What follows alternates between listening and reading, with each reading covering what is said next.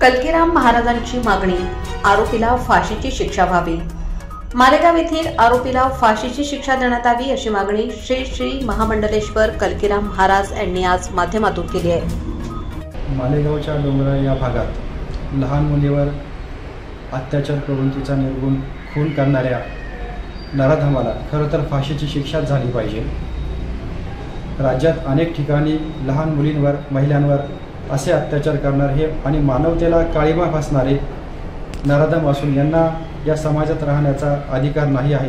यासाठी सरकारने या संदर्भात कठोर कायदा करावा, जेणेकरून लवकरात लवकर याचा निकाल लागून त्यांना फाशीची शिक्षा लागावी।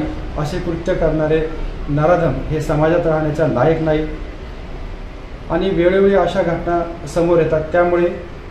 त्यामुळे सरकारने या संदर्भात एक कमिटी स्थापन करून कठोर कायदा करण्याचे नोटिफिकेशन काढावे, जेणेकरून या समाजात राहणाऱ्या लहान मुली, महिलांचे संरक्षण होईल आणि त्यांच्यासाठी हा कायदा महत्त्वाचा ठरेल।